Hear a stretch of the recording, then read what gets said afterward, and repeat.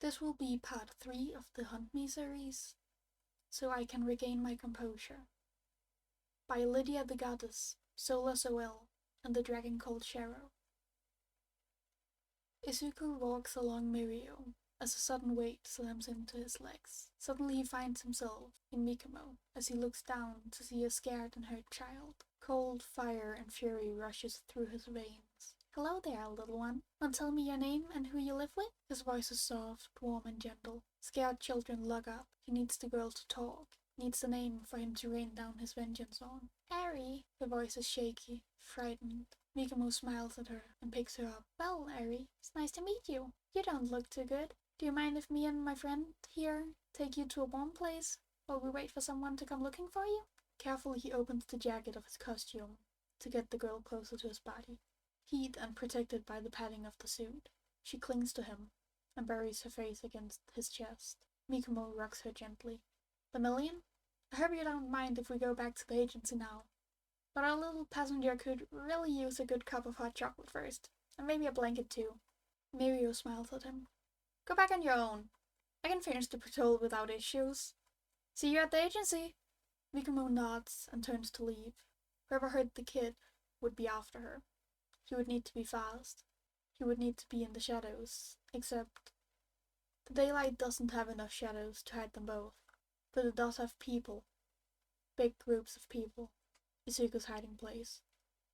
So Mikomo disappears from the view, and Izuku steps into the crowd a few blocks away. He moves naturally, not too fast, just with a clear goal. Not cagey, just protective, like an older brother. And he makes it. Almost. Only a few less populated streets until he can hide in the NightEye agency. A person with a beaked mask steps onto the street behind them, visibly rushed and annoyed. "Eri, there you are. You had me all worried. What are you doing out here, bothering all those nice people?" A masculine voice fills the air, smooth like snakeskin, toxic like their bite. Eri stiffened in his hold. Izuku doesn't hesitate to fully take off his jacket to bundle her up in it. His training and instincts tell him to comfort the child, to let no harm come to her, keep her safe, to bring her home with him, and to teach her how to work the underground. "Sir, you must be confused. This little girl said her name was Akatani Yugure, not Eri. I'm trying to find her parents, and was on my way to the agency to have her files checked." Mikomo is back in Izuku's place. He knows that voice, knows who it belongs to. Slowly, he turns. Overhaul shakes his head. "Eri must have lied to you. She's my niece. Her parents died a year ago, and ever since, she's my ward. The name you just made for her is made up. Akatani is a family from stories Eri likes to hear. A myth, nothing more than fiction. A fun idea to make sure nobody breaks the underground moral rules. Every now and then a vigilante claims to be an Akatani, but the bloodline is nothing more than a fairy tale." His blood boils. Not only is Chisaki Kai disrespecting the law of the underground, he claims his family to be fictional. Mikomo almost wants to spit his identity in the man's face, but he has no choice. "If you say so. I still need some form of ID to confirm your relation to her. If you don't mind, she's a very sweet girl, and I don't want her to be kidnapped. It's basic protocol. And if you don't mind, she's terribly cold, running around without shoes or proper clothes." He meets Chisaki's look without hesitation, or a sliver of fear. "One could almost think she was a victim of human experimentation. I'd like to get her a warm beverage to warm her up. My treat, of course." He smiles like a weapon. His arms tighten around Eri, his sister, now that she has his family name. "I wouldn't want to impose." Mikomo cut him off. "Oh no, really. She deserves a treat for her good behavior. After all, any child should know how to get help when they are lost. And this little angel here definitely got lost. You should have seen the alley she found me in. All dirty and unsafe. If she hadn't run into a hero student, I don't know what might have happened to her. You've raised her very well if her first instinct is to hunt down a hero." Shisaki's eyes. "If you must." Izuku takes over again. He grins sunshine bright. "Come with me. I know a little cafe just down the street. They have the best hot chocolate, and my senpais swear on their matcha tea. Izuku raves on. Carefully he opens one of his belt pockets and retrieves a miniature tracker. He orders 2 hot chocolates at the cafe, offering Chisaki a drink as well, but being declined. Carefully he slips the tracker into Eri's cup. Drink up, little unicorn. I promise it's good and will keep you warm until you're home. Filled with red eyes look up at him with curiosity. I don't know what a unicorn is.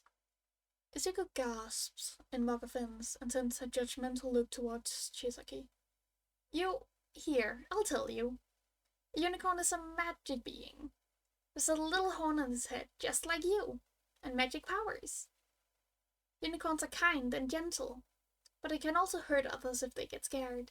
It's forbidden to ever hurt a unicorn, or else the person who does is forever cursed. I curse people? Tears are welling up in her crimson eyes. Izuku rocks her against his chest. No, never. People curse themselves when they hurt a being so pure and innocent like you. You never want people to be hurt. And you know what, my little unicorn? If you're so pure and innocent that hurting you is a sin, then I'm a dragon. Dragons are protectors. They don't mind making their hands dirty to protect the people they love. When a dragon loves someone, the person becomes part of their horde. A horde is so precious to the dragon that the dragon would rather die than see their horde hurt. Eri finishes her cup, the tracker disappearing into her digestive tract. Izuku would be able to get his unicorn back, even if she has to be let go again. I'd like to be in a horde, but I don't want anyone to get hurt. I want to be a dragon and protect others. Izuku rubs her back. I know. How about this? You can be Eri the unicorn for your uncle here, and when I see you again, you can be Akatani Yugure, the dragon that hurts the mean people. Does that sound good? You can be a unicorn until I come and see you again. I can do that. I want to be Yugure someday. Her voice sounds wistful and sad. You will, little one. Because Yugure means dawn, and the dawn is a symbol of a new beginning. Izuku fiddles with his cup, still fixated on Eri, but always aware of Chisaki and his movements. Eri's red eyes full with tears. So, I can be just like you? Izuku shakes his head. No, Yugure. You can be just like you. You can be 2 people in one body. The unicorn and the dragon. Just like I am. And like my mom is. And like my mom's family is. It comes with the family name. Everyone with my last name has 2 personalities. One for the light and one for the darkness. The light, I'm always the hero Deku. And that's what people call me. But when it gets dark, I'm Yamikumo. The person who keeps the law in the darkness. If you want, I can teach you that. Does that sound good? Chisaki chokes on air. Yamikumo? The police informant? Akatani Mikumo. Underground law enforcement, actually. Yamikumo is just a nickname the police use to keep me separate from my other family members. Like Flora, my mother Dahlia. You know, he chuckles. The woman that permanently paralyzed All for One. But that's such a gruesome topic. I don't think a child like Eri should hear such things. Now that you're reminding me of the law, and aware of what will happen to you if you break it, do you want to risk taking Eri with you, or do you want to leave her in my custody? Heroes will still be coming after you, because of the quirk drugs, but you can handle the legalities, can't you? But you can't handle the judgment of the underground. She is my ward. I will take her with me, and you can't stop me. Chisaki grits out. Izuku lets out a sound of disappointment. If you deem that action to be wise. But if she gets hurt one more time because of your negligence, I won't show you mercy. Have a nice day, Chisaki Kai. Brace yourself for the fury of a dragon. His voice chirps. He presses a kiss to Eri's temple and wishes her farewell. Remember, Yugure, the dragon protects his horde, and he comes for them. Just hold out. Soon nobody can hurt you anymore. Her eyes, brimming with hope, cling to him, even as Izuku tries to collect the strength to set her down on the floor. Do you want to keep her bundled in my jacket? It is rather cold outside. And Eri getting sick doesn't sound pleasant, Izuku offers. Keep the jacket. I don't want any trackers on her. Izuku smiles, sharp, weaponized. If you say so. Goodbye, Overhaul. Eri keeps looking at him, her expression scared and pleading. But she goes with Chisaki. Izuku winks at her and mouths a single word. Wait. Hizashi sits in the teacher's lounge, humming softly to himself while grading. The past days have all been good. Midoriya had proven himself as a good informant, giving Hizashi just the right feeling of knowledge over his students. But like everything, his time of contentment has to end. The door bangs open, and Midoriya enters the room in a flurry of green lightning. The child slams into his body, sobbing. Gently Hizashi holds him, allowing him to cry. He hums under his breath, allowing a small vibration of voice into his action to calm the boy down. The emerald of his eyes becomes even more vibrant with tears. Sensei, I need help! And Hizashi's time of serenity shatters. Tonight he'll catch me. I'll let him. The voice hero strokes the green hair. It's okay. I'll tell him. What can I do for you until then? What do you need? The severed head of Chisaki Kai. I ran into him and his ward today. Or rather, the ward. An abused 6-year-old girl ran into me. And she was scared. So scared. But she went back with him. I planted a tracker on her. We can find her and get her. A choked laugh bubbles out of Hisashi's chest. Oh, poor Greenie. Now I get why you're panicking. You really had to let her go, didn't you? Midoriya nods. Either give her back or risk a mass casualty running away from Overhaul. I can't risk civilians. Not against a man with a quirk stronger than Shigaraki's. If it had just been a few hours later, I would have Eri here with me. I already gave her a name. I put my claim on her. I told her about unicorns and dragons, and how unicorns are to be protected while dragons are protectors. And she wants to be a dragon. She wanted to have a second persona. She wanted to be like me. And I wanted her to be my little sister. Midoriya takes a shuddering breath. And I had to let her go back. I had to watch as she got cold again, because Chisaki doesn't even give her shoes or proper clothes. Her hair was knotted in so many places, like nobody ever brushed it, and so many bandages. She had more gauze on her than clothes, and she was so small and scared. And I had to let her go back. The kid cries again, sobbing pitifully as he sags into himself. But you made sure we can get her back, Greenie. You made the right call. When we talk with the Racer, he'll tell you the same thing, okay? You'll be alright. You'll get your baby sister back, I promise, Hizashi soothed, his eyes full with hope. NightEye told me he'll terminate my contract if I don't step away from the case. Can you keep me on it? I know what to say to get her to fight back. I know how to talk to her. I promised I'd come for her. I told her to wait for me, that I would protect her. I need to be on the Shihisaikai raid. I could get us the intel to get us ready by tomorrow, if any of the heroes on the case would even remotely trust me. But they just see my age and write me off. I'm not even allowed to speak up about my experiences. The door opens a second time. Shouta enters. His face shifts into a look of worry and horror. Midoriya is his problem child, the first person he looks for when he hears about an issue, knowing the kid would most likely be caught in the middle of it all. Kid, what's going on? What are you doing here? Hizashi breathes. The boy breaks, again. And now Hizashi isn't alone anymore. Now his husband can swoop in and scoop up the kid, cuddling him between the two heroes. Greenie, do you want me to tell the story for you? Hizashi hesitantly asks. He received a confirming nod. Midoriya met Overhaul today, the current head of the Shihisaikai. He also met the person Overhaul claims to be his ward, a little girl. Her name is Eri, and she showed signs of human experimentation. Midoriya had to let her go with Overhaul, but planted a tracker on her. NightEye threatened to terminate Midoriya's contract if Greenie stays involved with the case. Shota's eyes glow red. I need to have a word with him.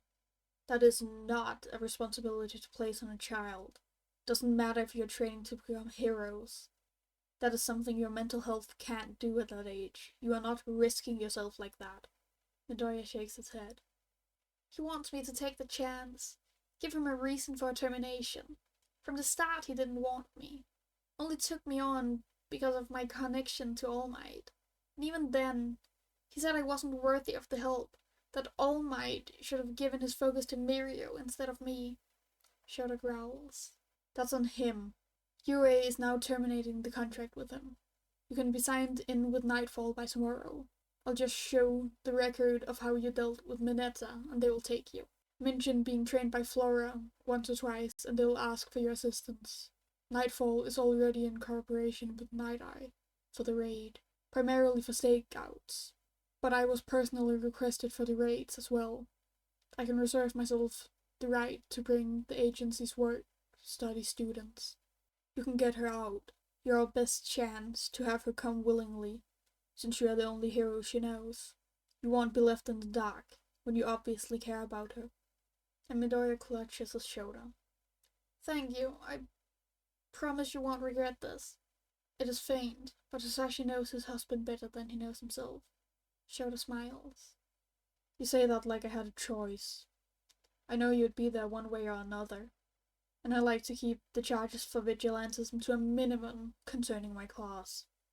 Midoriya giggles, and the teachers meet eyes over his head, silently communicating their relief at the action. So, vigilantism is off limits. What is the stance on attempted murder? Shouta fondly rolls his eyes as he replies. Kid, if you don't manage to kill a person when you try to, then I quit my job because I clearly haven't taught you well enough. If you can't do an unseen hit and run. Emerald eyes sparkle with mischief. You're training us to become assassins for you? Hizashi snorts. Of course he is, Greenie.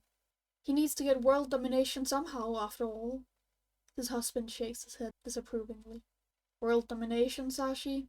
What in the world makes you think I want world domination? So much work. No, I need my class of assassins to give me uninterrupted naps. Is that a threat? Do you want it to be? Can you flirt less while I'm sandwiched between you? Hizashi and Shouta shut up immediately and look at the kid who grins brightly. The little minx knows exactly what he's doing. Shouta growls. Not a word from both of you. Is that a threat? They both shoot back at the same time. Shota's gaze turns red in warning, his amusement barely hidden behind the anger. You two spend too much time together. Sashi, you have corrupted my student. He gasps. Me? Oh no, you've corrupted him. He came here all innocent and sweet, yet the moment he joined your class he became a schemer.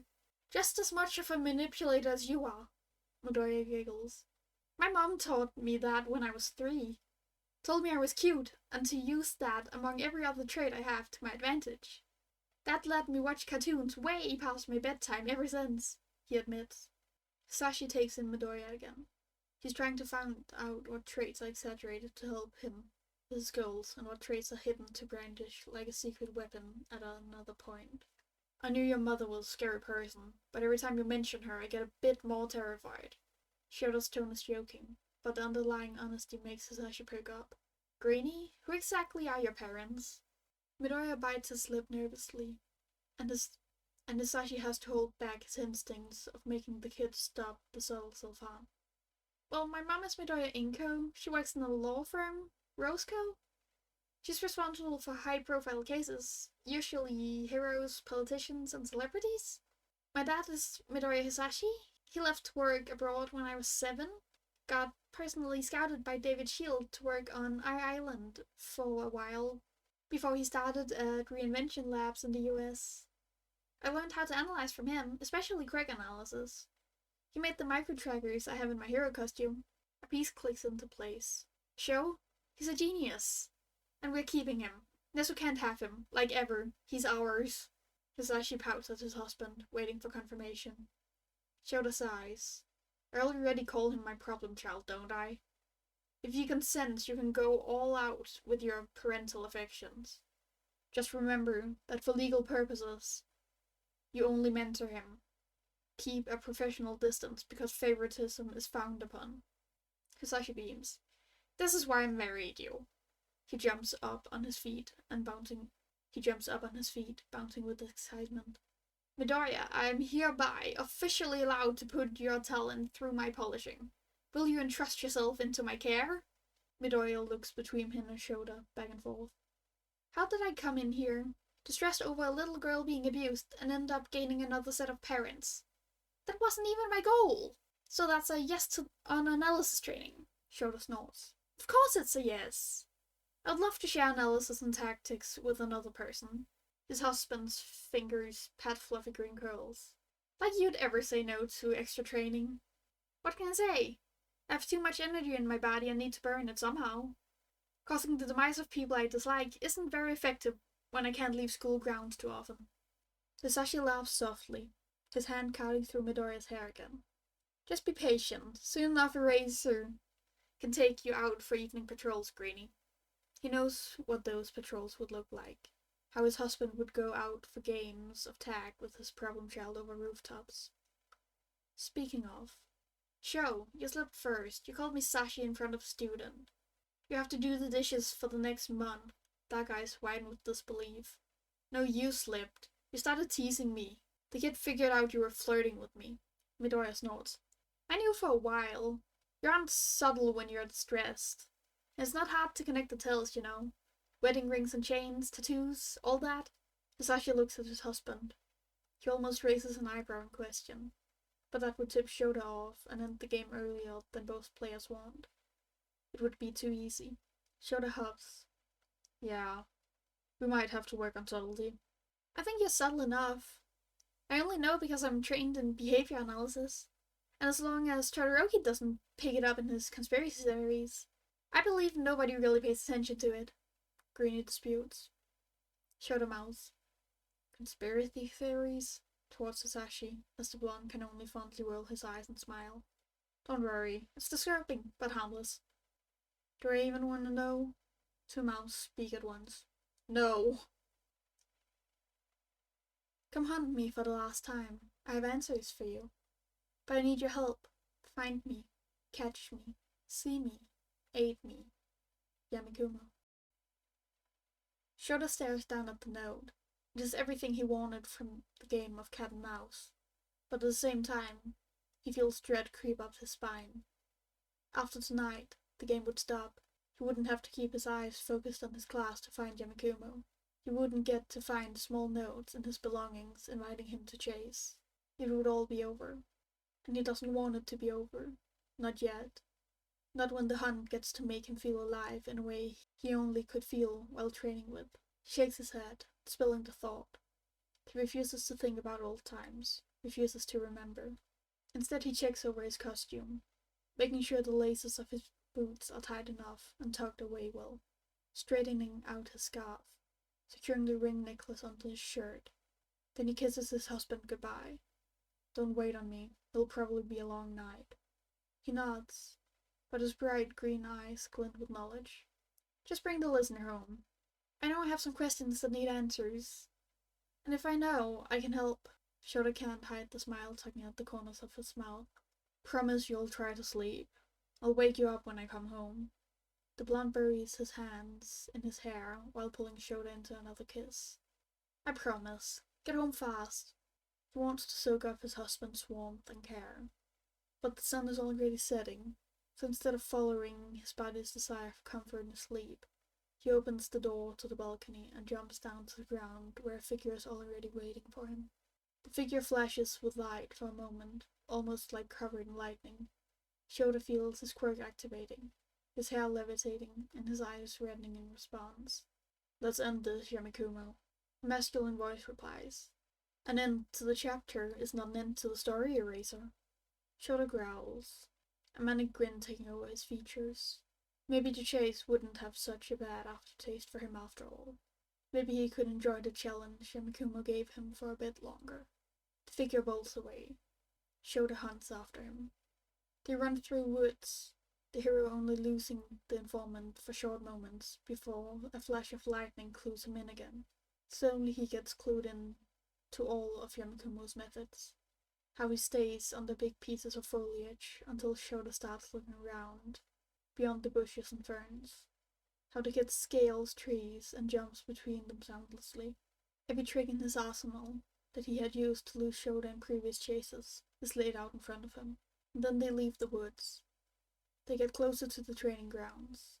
Yamikumo scales the balcony of a building belonging to Ground Beta, and Shouta feels exasperation swell up in him. His Hellions have a thing for the training ground, as it seems. It's where All Might made them have their first battle simulation, where Midoriya and Bakugo went to fight after the provisional license exam, where Yamikumo leads him for the last anonymous chase. It makes everything feel so much more important, so much more final. The scarf flings out to wrap around Yamikumo, a misplaced loop, whipping away the beanie that concealed their hair. Shouta catches the fabric in his hand, already rushing forward to pin the kid against a nearby wall. Bright green eyes, framed by green curls, meet his quirked red ones, and Shouta releases the problem child and his quirk on instinct. Midoriya? A grin that rivals his and Nezu's spread over the kid's face. It's Akatani Mikumo and the Underground Racer. I look forward to working with you. That was the end of part 3. Thank you very much for listening. And thank you very much to the authors for letting me Podfic this. And I hope you have a very nice rest of your day.